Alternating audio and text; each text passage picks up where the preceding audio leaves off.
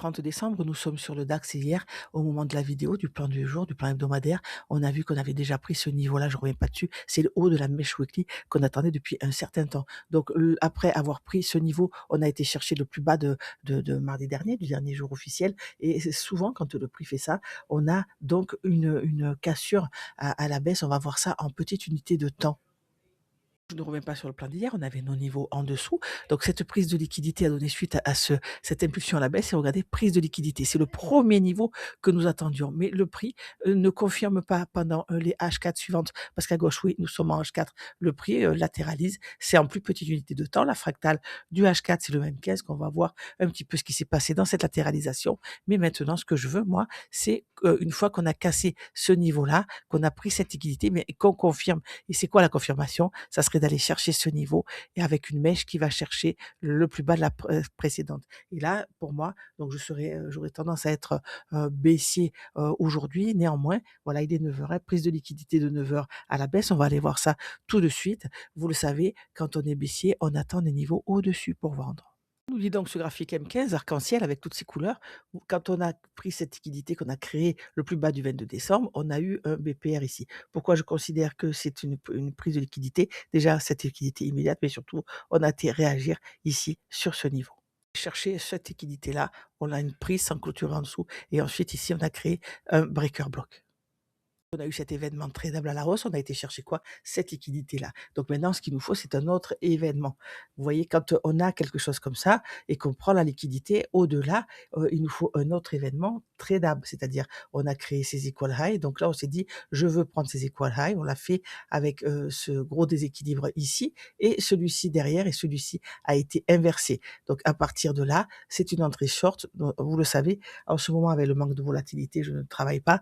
Il me manque des éléments et là, il m'a manqué quelque chose. Donc jusque-là, ce short-là en M15, en soi, il n'était pas vraiment tradable puisqu'on a été de suite chercher notre liquidité et ce BPR. Il y a une vidéo d'ailleurs sur les BPR qui est disponible. Donc on a été chercher ce niveau et là, regardez, autre événement, prise de liquidité, BOS interne ici.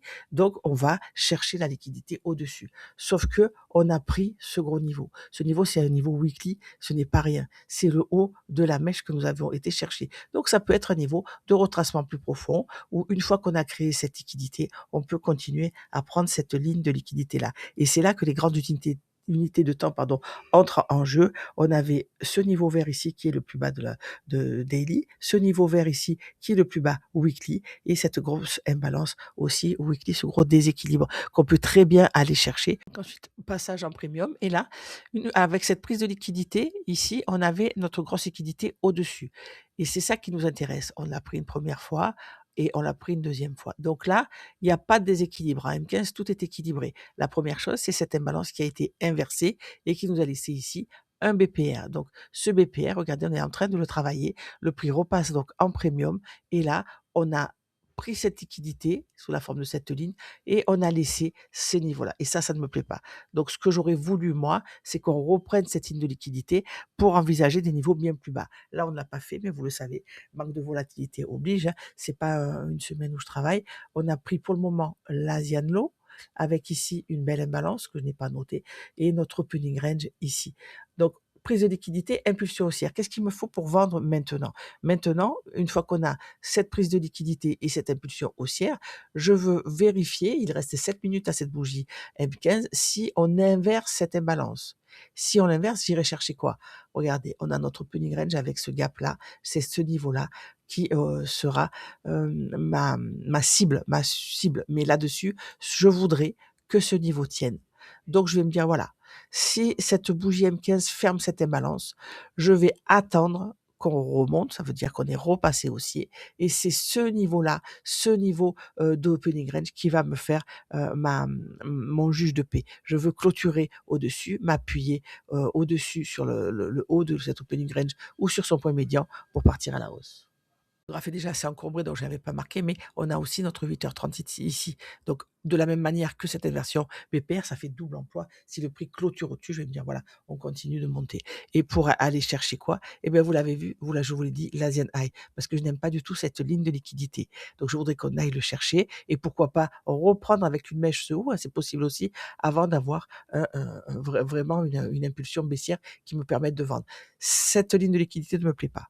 On aurait eu une prise de liquidité ici, pris cette liquidité et repris la liquidité encore une fois avec heu, ce setup-là, j'aurais vendu un petit peu plus sereinement. Là, ce n'est pas le cas. Là, nous sommes passés dans l'événement tradable. C'est quoi? C'est cette impulsion haussière, hein, après avoir réagi sur la prise de l'Asia de l'eau. Donc il me faut plus, de confirmation. À droite, mon setup de travail, regardez, on a pris cette ligne de liquidité, on a inversé cette imbalance-là, donc c'est une petite imbalance qui est collée à un volume imbalance. Quand c'est comme ça, je l'ai rejoint, j'en fais qu'un et regardez, on clôture au-dessus. Donc à partir de là, je dis voilà, on a été chercher une première fois mon 8h30, la bougie d'après, celle-ci, il faut qu'elle confirme, c'est-à-dire qu'elle parte à la baisse, qu'elle me réinverse ce niveau pour chuter. Et là, au lieu de ça, elle a eu cette impulsion haussière, on a clôturé au-dessus.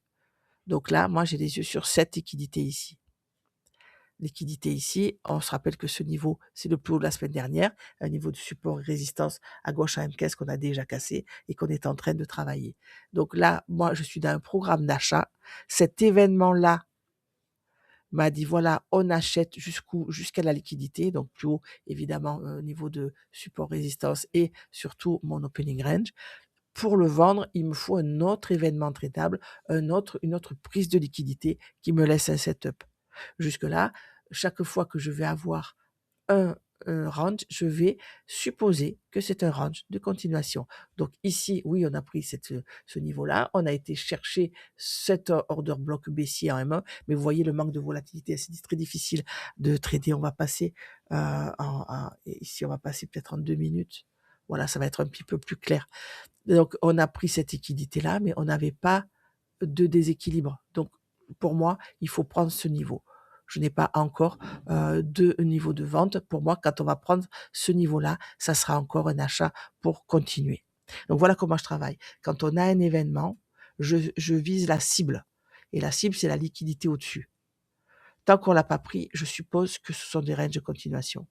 Une fois qu'on prend une cible et qu'on a un setup short, c'est-à-dire prise de liquidité immédiate, prise de liquidité ancienne, impulsion baissière, inversion des balances ou breaker, ça dépend de vous, MMS, Shosh. À ce moment-là, je vise la liquidité en dessous. Donc ce que je considère ici pour le moment comme un retracement, je vais attendre qu'on prenne ces équal low et qu'on ait ici, une prise de liquidité pour continuer à l'acheter, prendre dans un premier temps cette liquidité au-dessus et celle-ci. Avant d'en terminer avec la façon dont je lis le marché et dont je travaille, on a ici nos 3 macros de l'Open de Londres et nous sommes sur le DAX, donc c'est intéressant. Et pendant ces 3 macros, on crée un high and low, donc cette trend-là. Et c'est, avec cette trend-là qui va nous aider la plupart du temps à trouver le setup, de la matinée, au moins jusqu'à 10h pour, Londres. Donc 10h, vous savez, c'est un niveau de reversal. Donc moi évidemment, là, tout naturellement, je vais me dire: «Je veux prendre cette liquidité». Si le prix part sans moi, ce n'est pas grave. Ça veut dire qu'ici, il y aura encore un achat plus tard pour monter. Si on ne rate pas de trade, si on ne voit pas notre setup, c'est qu'il n'y en a pas. Pas pour nous en tout cas. Donc vraiment, focalisez-vous sur ça, faites-vous vos règles, écrivez-les. Je vais, publier encore une fois sur le Patreon, un petit cours, pour les gens qui ont eu la gentillesse de s'abonner et n'étaient pas obligés, hein, tout était gratuit. Donc dorénavant, je mets mes vidéos sur YouTube. Je les mets aussi un petit peu en avance sur Patreon parce que je n'ai pas besoin de faire un vrai montage avec une vignette YouTube et plein de choses. Donc je balance sur, Patreon la vidéo telle quelle et sur YouTube, je fais mon montage. Vous l'avez un petit peu plus tard. Mais en tout cas, vous avez toujours, gratuit. Tout ce que je publie, a un accès gratuit, quelque part à un moment donné. Donc voilà, je suis en train de surveiller maintenant ce niveau et je me dis: «Si on le prend», bon, si je travaillais parce que là évidemment je ne traite pas jusqu'à lundi, je vais surveiller ces niveaux. Attention au calendrier économique pour ceux qui quand même veulent travailler. Ce soir, il y a le FOMC, donc là, c'est déjà que c'est compliqué dans cette trêve des confiseurs avec le manque de volume, Cette annonce-là va sûrement faire des dégâts si vous êtes dedans. Il y aura aussi vendredi, regardez sur votre calendrier économique, il n'est pas noté là, mais des annonces, US, on en reparlera. Je vous referai une vidéo d'ici ce week-end.